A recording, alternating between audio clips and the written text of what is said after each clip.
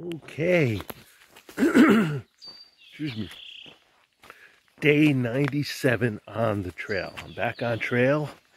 It's early. It's 6:20 a.m. I got up and out early so I don't have to rush.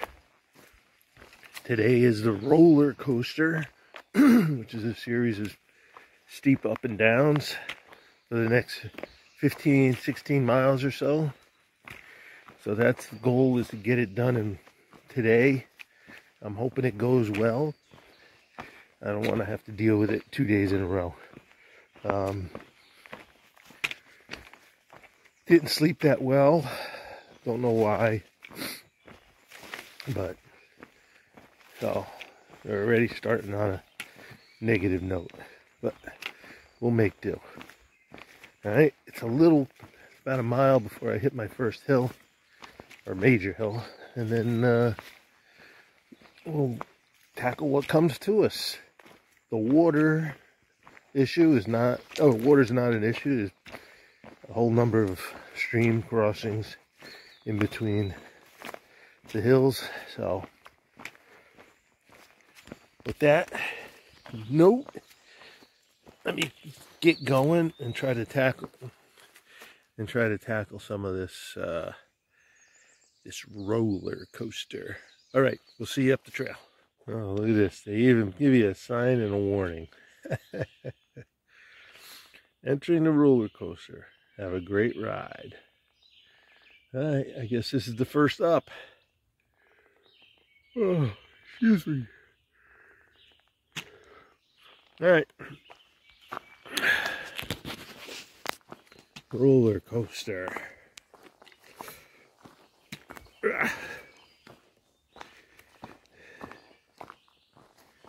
It's a bit on the cool side. It's been getting down to 50 or so at night. Good sleeping weather, good hiking weather. Hope it stays that way for as much of the trip as possible. All right, let me get a move on. I think I'm at the top of the second hill. Came across this. All this greenery, or 99% of it, is poison ivy. Yuck. So, remember? 3 leaves, 1, 2, 3. Sometimes with a tooth. This is all poison ivy.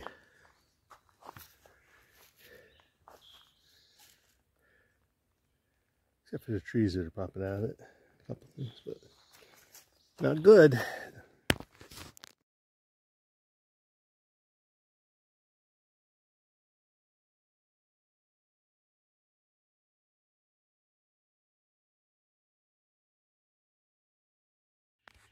Alright. There's a 4.5, 5 foot diameter tulip poplar.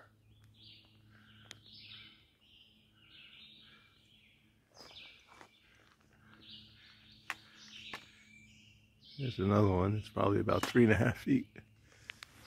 Some big trees here along the trail. All right.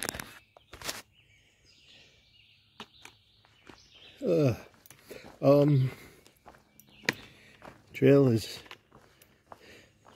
been up and down. It's been pretty rocky in some places. I think it's Virginia's last attempt to keep people in the state. Either that or to get them to quit the trail. It's throwing everything at us. So let's see what the rest of the day brings. Gee, I wonder what this sign says.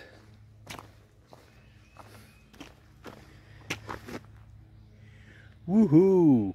1,000 miles. Yeah, baby. All right. All right, 1,000. Wow. Amazing. 1,000 miles. Whew. Feels good. Nice landmark. Psyched.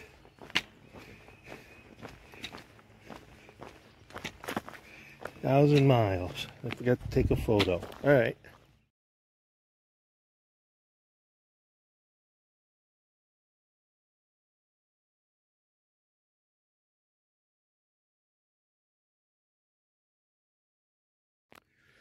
There's something unusual.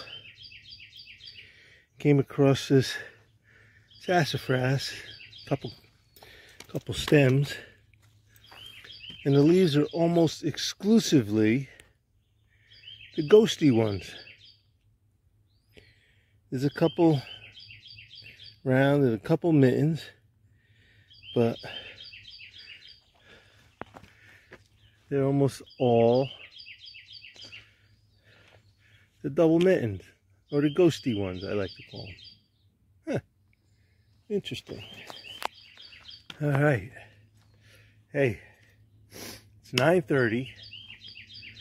I've gone about 5 miles, 5.5 miles. So that's what? 3 hours and 15 minutes to go 5 miles. Trail is pretty rough in some places, rocky. Some of the ups are kind of steep, but it's not that bad except for rocky stuff that kicks you, makes you go slow. So, and it doesn't help that I'm filming. I'm enjoying myself today though. A lot of hard work, always feels good. All right, I think I'm on the fourth hill. I don't know anymore. I told myself I wanted to count, but I lost count. So I'm gonna move on. It's getting to be a really nice and warm day. That stretch with the yellow poplars, boy, there were some big trees there. I tell you, I'm gonna call them the sequoias of the east from now on. Now, don't get me wrong. I know the sequoias are bigger and the redwoods are bigger, but you don't see too many trees that size out here in the east, especially with all the logging that took place. So, all right, on that note, I'm gonna head on and I'll see you up the trail. Okay, that's a brown-headed cowbird. Sorry, I got it fully magnified. For those of you who don't know,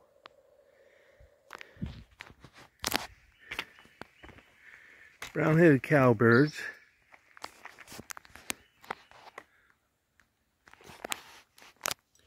are nest parasites. What does that mean? Hang on. I'm not going to be able to talk this one out. It's too rocky. Getting back to the brown-headed cowbird. As I said, the brown-headed cowbird is a nest parasite of other birds. It finds other birds who are nesting, and once they've started laying eggs, the brown-headed cowbird goes in and drops an egg in the nest of what we're going to call the host species. Since the cowbird is a parasite, there has to be a host. So the host species of bird could be any other kind of birds. I don't know if they specialize on any. And the brown-headed cowbird lays an egg in there. Generally, other birds have 2 eggs or whatever. So now the brown-headed cowbird egg hatches, whether it hatches early or not. Or it may even drop an egg in a nest with nestlings. So anyway, so the brown-headed cowbird grows quick. The host parents feed all the chicks in there. They feed the brown-headed cowbird baby, and it gets bigger and bigger and bigger. Meanwhile, it's kind of demanding more of the food.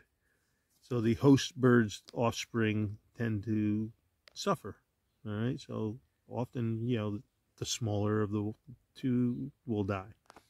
Anyway, a lot of you are saying, well, why don't the host birds recognize the brown-headed cowbird? Some may and some may not. So let's talk about the ones that don't recognize it. Just do what they do. The ones that do recognize it have the option. They can get rid of the cowbird baby, and continue feeding their young, or they can feed the cowbird baby and their young and try to get at least one of their 2 offspring to adulthood. What has happened is the cowbirds exhibit what has been termed mafia behavior. they watch the host birds as they raise their kids. And if the host birds were to, say, push the cowbird baby out of the nest, the cowbird parent, the parasite parent, will destroy the host bird's nest. Yes, it's been documented. And so the host parents have evolved or adapted, but to not do that. That way they at least get maybe one offspring to adulthood. Whereas if they had killed the cowbird infant, they would lose their infant too. So it's pretty amazing how ecologically these traits have developed and stay active. It's amazing. But yeah, like I said, they evolutionarily have opted in most cases to continue to feed the cowbird baby and their young. It takes a lot out of the parents to feed the cowbird baby and their young, because the cowbird babies are much bigger. So it's pretty interesting stuff when you read about it and you get into it. So like I said, they watch the nest, the cowbirds watch the nest and make sure that their young are getting raised. Otherwise they take it out on the host parents or the children of the host parents. So very interesting. And I hope you get something out of that and read up about it. Here at the shelter, look, somebody leaves burning wood and leaves a campsite. What a shame people can't do the right thing. I didn't get a chance to say on the last video, yeah, someone had left a fire burning in the fireplace. Hanging up on the bear pole were two huge bags of garbage, mostly cans, so I'm assuming beer cans. And just the reason I shut off is the trail maintainer had just come in to haul the garbage out. So don't be that guy. Not the maintainer. The maintainer guy is good. Don't be the guy that left the fire burning and partied with his friends and left all the garbage. Alright. Had some lunch there at the Thomas More shelter, I think it was. Immediately followed by a climb. I'm heading down. But there's tons of pawpaw here. Alright. I got about 7 miles to go. I don't know. I only did about 7 miles this morning. So I'm not doing too well. But the trail, actually this is a good section. Pretty rocky in most places. So I'm kind of got to watch your step on the whole thing. Anyway, heading north. See you there. Okay. Bear Den Hostel. Trail center they call it now. Place to pitch tents. Let's see what the stores got. Well, as I was saying, I walked off trail, come here, pick up something to eat, maybe some snacks, and they're closed in the middle of the day till 5 o'clock. What good does that do to hikers? I don't know. Run by the ATC. I guess that explains it. Alright, going back to the trail. It's almost 2 o'clock. I got 4 more miles. The maintenance guy here says it's pretty rocky, so that's the agenda for the day.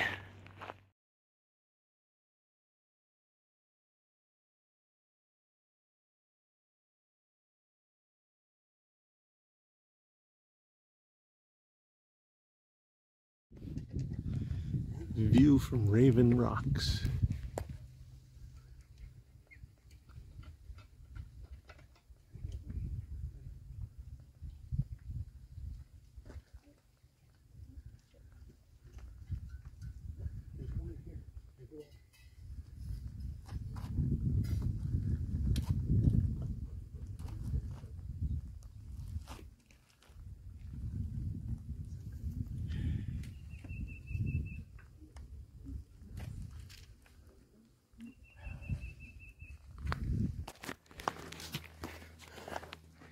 this rocky trail like this is what I've been battling almost all afternoon. So it slowed me down dramatically, tired me out. But I still think I'm going to make the end of the roller coaster today. Supposedly there's some campsites there. There's also a little shy of that. It's supposed to be a little unmarked side trail toward a communications tower. That's probably another FAA facility, or I don't know. But they say there's some campsites there, but the communications facility makes a lot of noise at night. I guess is, I don't know, but I don't want to get irradiated, so I'm gonna push a little further. Unfortunate thing is I'm carrying 3 liters of water because there's no water at the,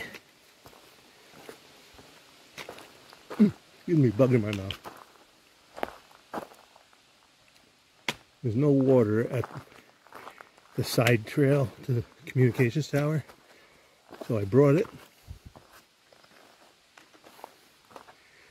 And we also have the place I thought I might go was the Blackburn Center, but that's about 4 miles still. I don't know if I have 4 miles in me, although it's supposed to be up on a ridge, so it might not be too bad. But what I'll do is I'll assess each intended stop as I get there. I'll assess me and my mojo. All right, let me get up this hill. All right, everybody. I am at a stealth campsite at mile 1010 and I don't know, 1010.2. Sorry, I had to check my log, my journal. The stealth spot is past the northern end of the roller coaster, so yes, I made it through in one day. I'm a little shy of going into West Virginia. I'm about to go across the border and, sorry, just moving some stuff around. And weave between Virginia and West Virginia for a while before I fully enter West Virginia and fully leave Virginia. About a 14-mile day tomorrow will bring me into Harper's Ferry. Yes. At which time I will find a place and hang out for a day or two. Taking in all the history. Supposed to be a lot of Civil War history and stuff. And enjoying myself, having some town food. So, all right. With that, I'm going to close out and get to bed. If you want, messy tent arrangement. I essentially have everything in the tent except one water bottle. So, I am set for the night and going to go sleep as early as possible. All right. Good night.